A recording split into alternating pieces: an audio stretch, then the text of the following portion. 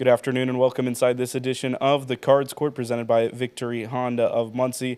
Just me today for the opening and closing segments, but we will be joined by Ball State Athletic Director Jeff Mitchell.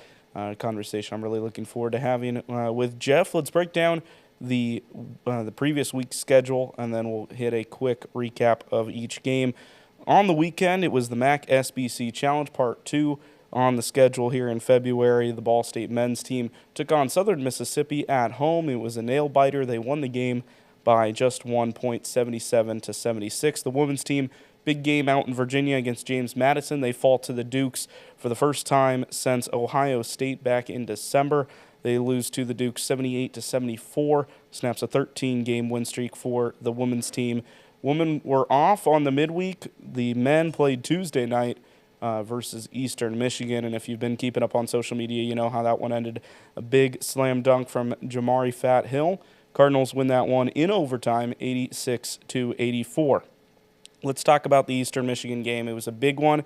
The Cards and the Eagles were tied at the on the conference schedule in the standings. They're both teams really needing a win. It went down to the wire. The Cardinals win in overtime, and here's how it happened. Big free throws made. Peyton Sparks goes 1 for 2. He was 9 for 11 from the free throw line in the game, put up 19 points overall. They managed to get the stop going into overtime, and then overtime back and forth. It came down to the final possession after the Cards forced a shot clock violation with 8 seconds left, and from there it was Jamari Hill to take it for himself, goes up with the slam dunk, wins the game for the Cardinals, and he notched himself onto the SportsCenter top 10 as well. Turning to the women's side, a big game against James Madison. Both teams were undefeated in conference play. Of course, James Madison in the Sun Belt. Ball State coming in on a 13-game win streak. They're 12-0 in the Mid-American Conference. Back and forth, James Madison led for the majority of the game, but the Cardinals got the score up to a 3-point lead. They hit a big three, Madeline Bischoff, with 2 minutes and change left on the clock, but the Cardinals did not get a field goal shot up to the rim for a minute and a half after that. It was turnovers, it was offensive fouls, and I believe they had a travel mixed in there too. The Cardinals unable to get a shot off for the final minute and a half of the game. It allowed James Madison to work their way back into the lead, and the Cardinals could not respond. So they dropped their first game since December. I like where both teams are at. The Cardinals go on the road to Ypsilanti. The women's team plays the Eastern Michigan Eagles, who have only won the one game this season. The Cardinals won that first visit earlier on in conference play. And then for the men, a chance to right their wrongs against Northern Illinois. They play the Huskies on Saturday at Worthen Arena. We'll talk more about those matchups later on in the show. We're going to take a break, and when we return, I'll be sitting down with Jeff Mitchell, the Director of Athletics here at Ball State. Looking forward to that after the break. This is the Cards Court presented by Victory Honda of Muncie. Victory Honda of Muncie. We're not just another car dealership, and here's why. We stand behind every car we sell and are dedicated to helping our customers save time and money. All our pre-owned cars undergo a rigorous 182-point inspection and come with a 90-day warranty to ensure that you're getting a Victory quality vehicle. Plus, you'll get 2 years of complimentary oil changes and tire rotations. We're part of a top 15 dealership group and have an enormous selection of vehicles with access to inventory at over 45 locations. You always get more for your trade and the best possible rates with us. We have an excellent relationship with hundreds of lenders. Our exclusive Car Doc maintenance and membership program will help you save hundreds of dollars in the process of maintaining your vehicle. Lastly, our state-of-the-art body shop and certified technicians perform high-quality repairs and paintwork on most vehicle makes and models. Victory Honda of Muncie. We're not just another car dealership. Welcome back here to the Cards Court presented by Victory Honda of Muncie. Our guest this week, the Director of Athletics here at Ball State University, Jeff Mitchell. Welcome to the show. Thank you very much. Yeah, Coach, let's start with basketball. It's been a fun week for these two teams. The MAC SBC Challenge, of course, a tough loss for the women's team, but I want to start with the men here. Big win at home on Tuesday. Just first of all, your reactions to what was one of the most entertaining games of the season to this point. It was a great game, and anytime you you can win, it's awesome. So we'll take it. But it was a great college basketball game. Highly entertaining. Very competitive from start to finish. Obviously, a thrilling way to win it in overtime with a game-winning dunk by Fat Hill, which made all kinds of highlights on SportsCenter and the Dan Patrick Show. There's, a lot to be grateful for having that moment and having it be at home and then have it be disseminated all over the country in terms of a highlight for Ball State basketball. Yeah, big home win. I know you were sitting there courtside, as you always are, taking it all in. But how does a win like that not only turn around the season, but as you mentioned, it gives Ball State some media coverage that maybe they wouldn't necessarily get on the national stage? Well, I think we're prepared for media coverage whenever it happens. I mean, the talent that SportsLink provides, the talent that we have internally within the athletics department, I think we're prepared for those moments. So it's no surprise to me that we were able to capitalize on a really gratifying moment for not only our men's basketball program, but the department as a whole. We're in the time of the basketball season where everything's magnified a little bit as teams are working to get into their respective conference tournaments, as we start talking more about postseason, and those moments resonate. So, but what I am appreciative about is that we were ready for that. Now, on the competitive side, that's 2 consecutive wins in a row for us. We're on the last third or so of the season now. We're in the second rotation of Mid-American Conference play, and that creates momentum for us as we go down the stretch, as we're fighting to get in that tournament field. We got 12 teams that are trying to have 8 spots, for the tournament. So we're working on that every day, and so these wins can add up. We made some ground on Tuesday by winning. 3 other teams that we were tied with lost on Tuesday, so we picked up a game on them, and that helps us as we go into a stretch of the season where we can win some ball games. So looking forward to it. Absolutely. Some momentum for the men's team and a chance to continue to build on that on Saturday. They take on a team in Northern Illinois that they lost to just a few weeks ago. Turning to the women's team, it's been kind of the season where everything seems to have come together for this squad. Of course, the postseason, the victories that they're expecting still need to come later on here, but at least so far in the regular season, it seems like it's kind of all pieced together. What's been your reaction to seeing all that unfold? We have a really talented team. They're a veteran group. They play a connected style of basketball. It's a fun, high-tempo brand of basketball, and they're tenacious on defense. And so it's been a recipe that's worked for the last several years under Coach Brady Sally, and certainly with this core group of individuals that have been together for the last few years. They just know how to win, and winning's a habit, and they do it regularly. And yes, we're coming off a loss at James Madison in the MAC Sunbelt Challenge, but that was a highly competitive basketball game, and against 2 really good teams in the country. If ball bounces here or there, maybe we're on the winning side of it. We had won 13 games in a row, something like that. So those bumps are inevitable throughout the course of a season, but I know that our team has had a great week of prep as we go into the last few games of the regular season, as we get back to MAC play. I'm really excited about our team and our chances as we go into the conference tournament. Now, you're no stranger to this show. You joined us last season. Of course, that was back before we had the video to make us look as good as we sound, of course.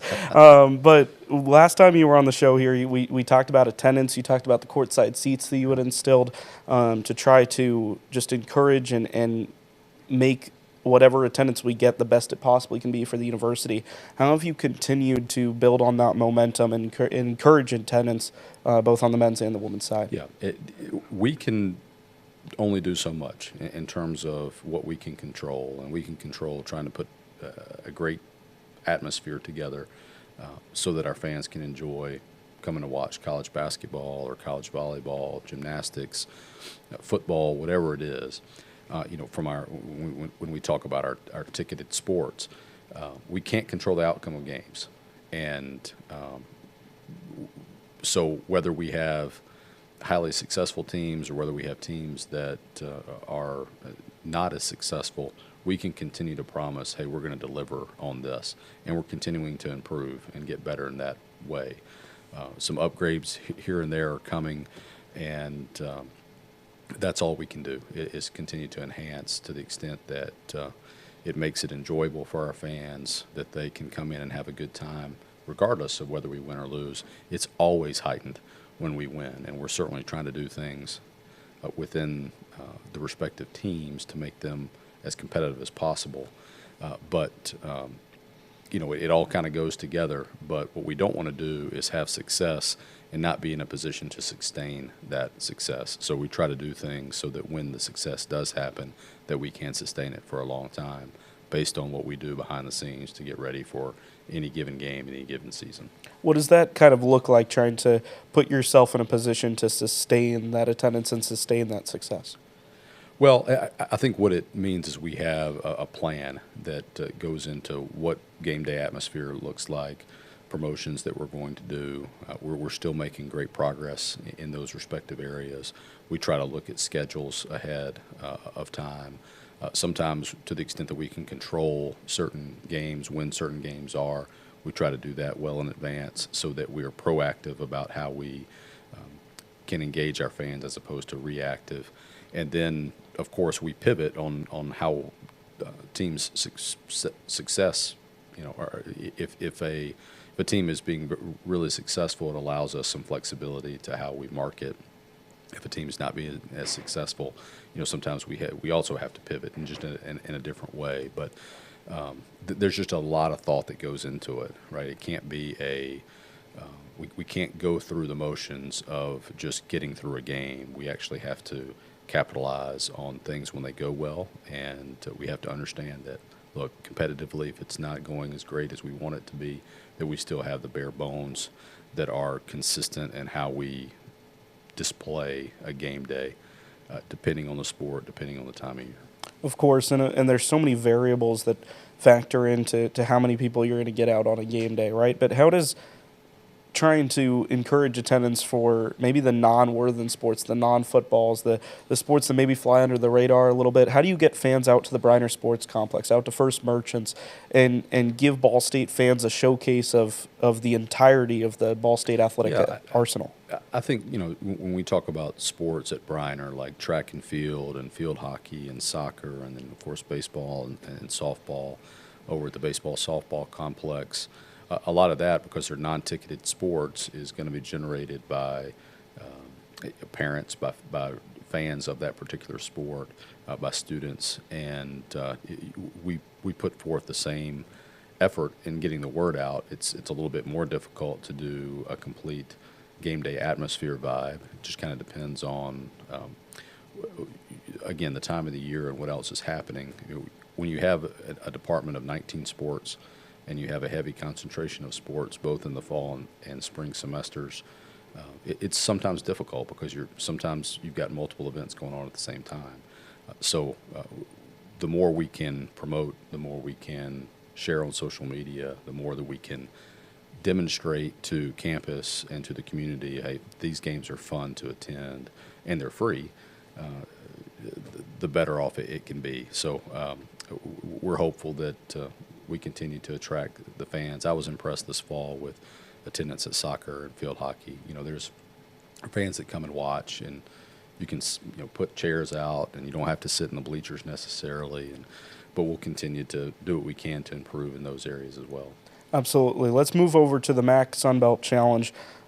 We talked with a couple of different members of Ball State basketball just about their thoughts on the event. Obviously, a good non-conference game is beneficial for both sides, but it seems like the kind of consensus, at least on the team side, is that they like the game in November, maybe not as much of a fan of the game in the middle of MAC schedule in February. Is that kind of where your opinions lie, or do you have a different look at it from your perspective? Yeah, I think that if you poll the basketball staffs, if you poll maybe players across both the Mid-American Conference and the Sun Belt, you're probably going to get a general consensus that the concept isn't necessarily bad, but the scheduling of particularly that second game is troublesome. And I think it's troublesome in the sense that you're in a rhythm of playing conference opponents. You get used to what that rhythm looks like, and then all of a sudden you have to pivot and you have to play a non-conference game. We don't find out the second opponent until a few weeks beforehand, which for the team that has to travel creates some logistics around getting flights if you have to fly, hotels, and just trying to figure out, when you're going to leave, when you might get back. You got to look ahead to when that next game is. If you're on the road, are you traveling again, or are you at home? And so it's there are some logistical issues.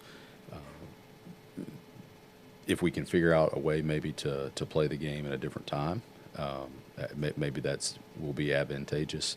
We're in this cycle right now, though, where we're doing this for another couple years. But playing another conference that builds some excitement around playing these games, non-conference games, are sometimes difficult to schedule. And so when you take two off the slate that our teams have to schedule, that can be beneficial. We'll continue to evaluate what this looks like, both at the conference level and certainly on the individual institutional level, and as we provide feedback to see what this looks like going forward. There are supposedly some statistical advantages to doing this to help the teams that are at the top end of the respective leagues for both men's and women's basketball. We're still too early in this series to understand truly how that plays out, whether it be for seeding purposes in the NCAA tournament or the chance for getting multiple teams in. Neither conference right now, at least on the men's side, is in a position to get multiple teams in, just the way the schedule is, and that's just a candid view on the matter. Doesn't mean that we won't get there one day, but from a seeding purpose, there's a potential to be a little higher seeded depending on who those teams are as they're matched up, and a lot depends on who wins those games in February, particularly when we're talking about teams at the top of the respective leagues. So a lot still to be learned from, but I do think there were a lot of exciting games this past Saturday. Absolutely. And for you, there was a little extra on the men's side. Of course, Ball State hosting Southern Miss, the school where you had your last job before taking this job in Muncie. How was that experience for you, having them here? Well, it was a little nerve-wracking because I really wanted to win that game. Of course. And I always want to win the game, but particularly for this one. And but it was great to see the coaches from Southern Miss and staff members. Obviously, they were colleagues for a while, and I was part of the group that hired that current coaching staff. So, to that extent, it was special to see them. It was also special for the Ball State Cardinals to win the game, and so I'm grateful for that. And it was a good basketball game. But the college sports industry is pretty small, and so it seems like a big thing. But at the end of the day, and it is. But at the end of the day, a lot of people know each other in the industry, and so you're going to cross paths with people that you've worked with before. You're going to cross paths with coaches and support staff, and so it's always great to see friends in the business. But of course, when it comes to game day, you want to beat them. Of course. Let's pivot a little more to the administrative side. A couple of things going on.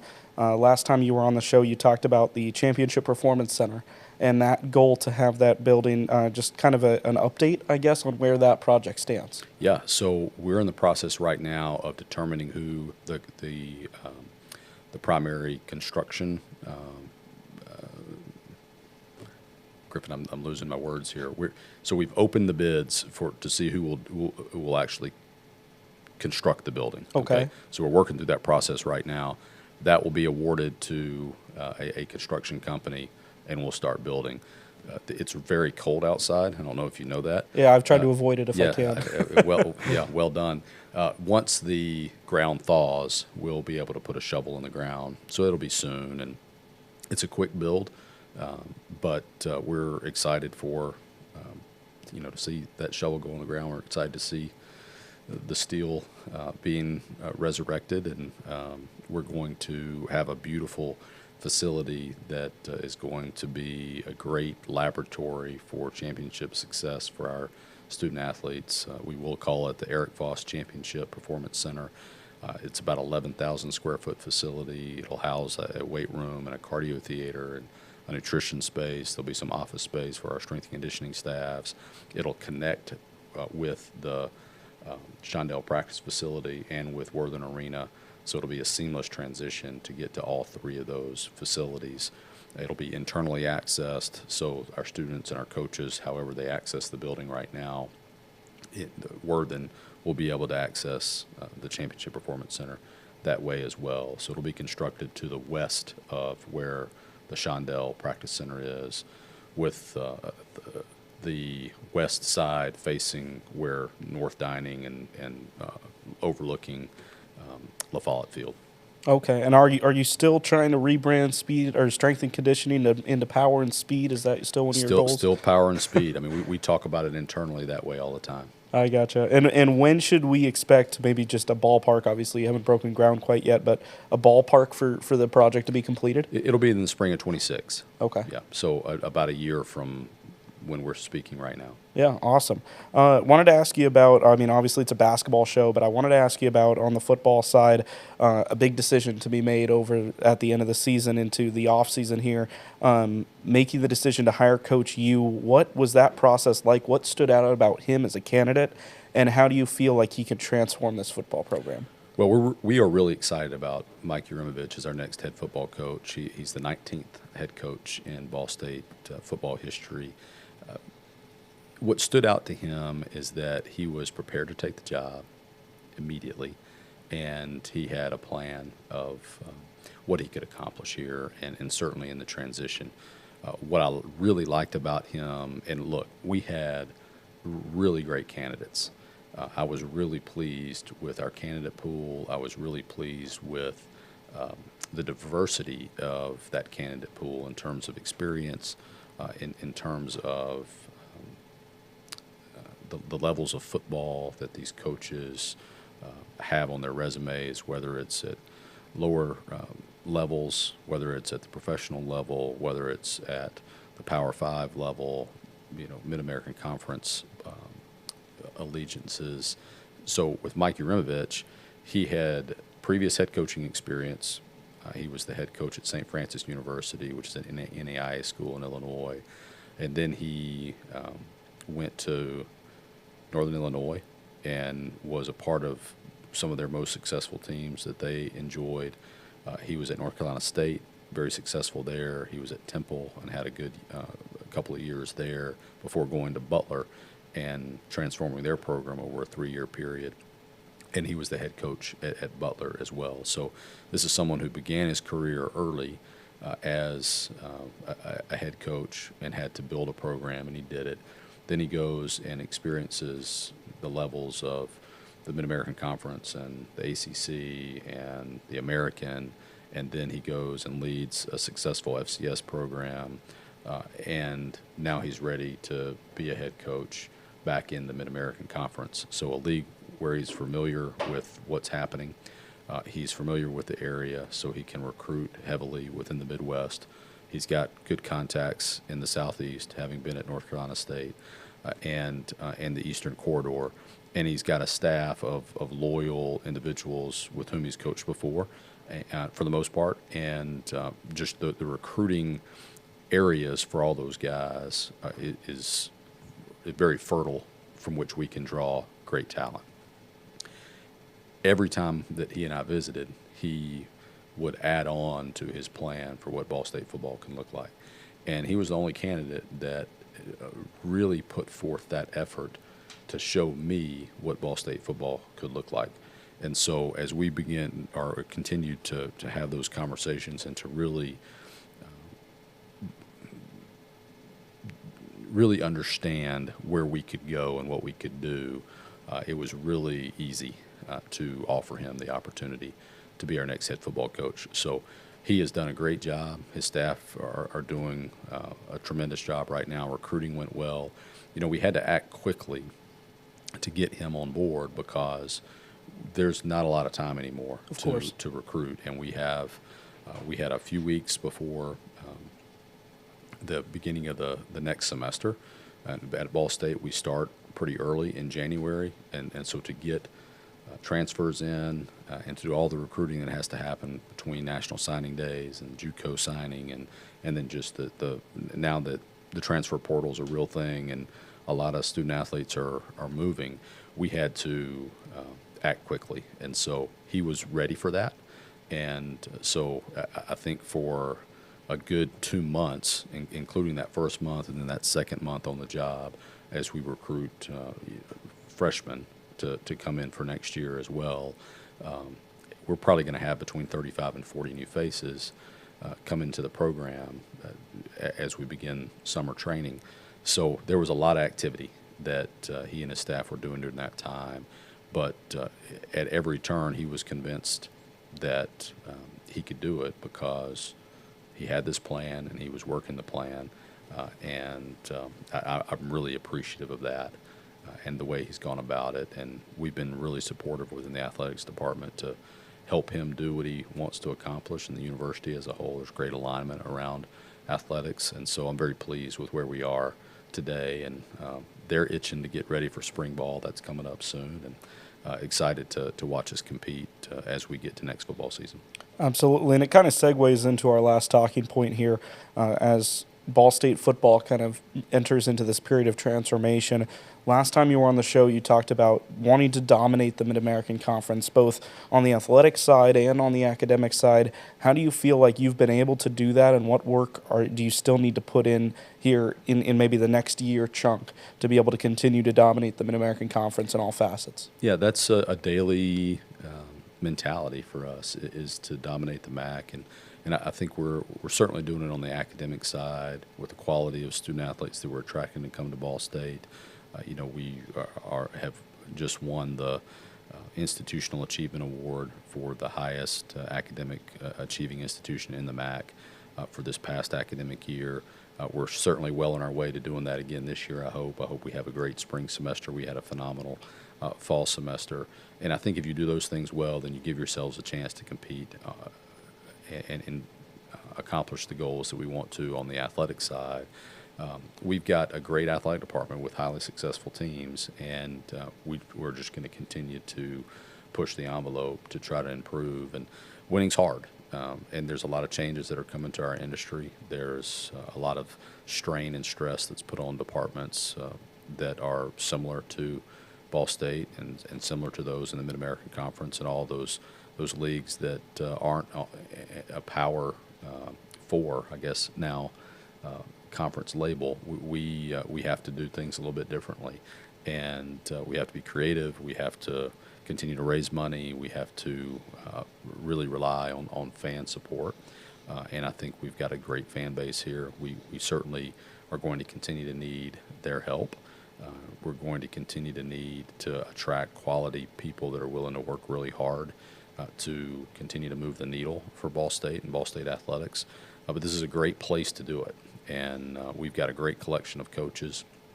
We've got a great collection of student athletes and administrators that every day have this mentality of we want to be better, and we just have to continue to do it. And we're being disruptive in some areas with certainly championship performance, where we need to be better in how we approach preparing our student athletes to be successful. And so we've got an individual named Lindsay Blom, who is in our athletics department.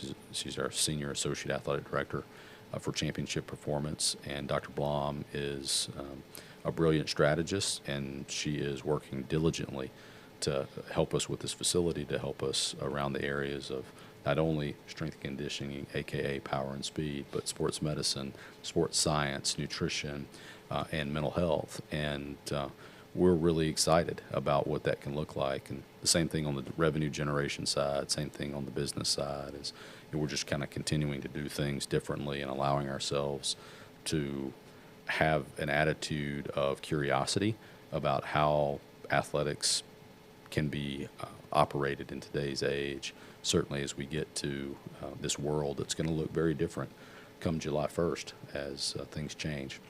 Absolutely. Well, Jeff, thanks so much for coming on. Really enjoyed the conversation. My pleasure. Go Cards. Yeah, absolutely. We're going to take a break. When we get back, more here as we wrap up this week's edition of the Cards Court, presented by Victory Honda of Muncie. For the best stories, access, and coverage of Ball State sports, follow SportsLink on social media platforms Twitter, Facebook, Instagram, and Snapchat. Search @BSU SportsLink. Welcome back here on the Cards Court, presented by Victory Honda of Muncie. Let's wrap things up this week from the Betsy M. Ross Studios here inside Ball State Sports Link. Just sat down with Jeff Mitchell. Really fun talking with Jeff, and I appreciate the time he took to chat with us. Let's quickly go through this week's schedule as we prepare for what really is the final 3 to 4 weeks here of the regular season. Women's basketball at Ypsilanti, Michigan to play Eastern Michigan, a team they beat earlier on in the schedule. Cardinals will be favored by double digits in that one and expected to continue their undefeated run in Mid-American Conference play. Big game coming up for the men's squad. They beat Eastern Michigan on Tuesday. Now they have a chance to get another win against a team under them in the standings. They lost to Northern Illinois the last time these two schools faced off. They have the chance to beat them here in Muncie and make sure the Huskies are unable to double up on them for any postseason implications with tiebreakers that may or may not come into play. Then we move to the midweek. This is interesting because both teams are at Toledo. Men's on the Tuesday, women's on the Wednesday. Both teams square off against the Rockets, which could have postseason implications as well. As it currently stands on the men's side, men's basketball would play Toledo in the first round of the Mid-American Conference Tournament as the 6th seed to Toledo's 3 seed.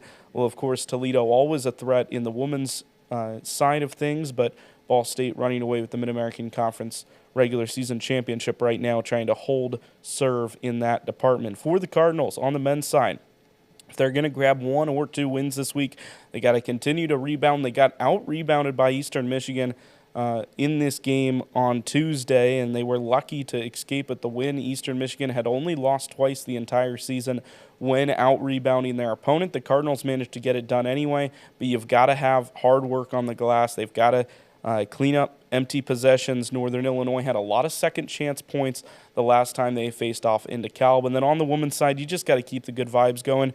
You're coming off of a loss, the first time they've had to say that in a long time. James Madison gave them a really good challenge, but they played a really solid 40 minutes of basketball. You'll expect them to win against Eastern Michigan on the road, but that's a big game coming up at Toledo. If the Cardinals can continue to play on their A game, we'll see the same performance that we saw at Kent and at Buffalo. That's your upcoming schedule. I don't got anything else for you this week. We're going to send you on your way. Thank you for joining us, and we'll be back next week here on the Cards Court presented by Victory Honda of Muncie. Have a good week, Cardinal fans.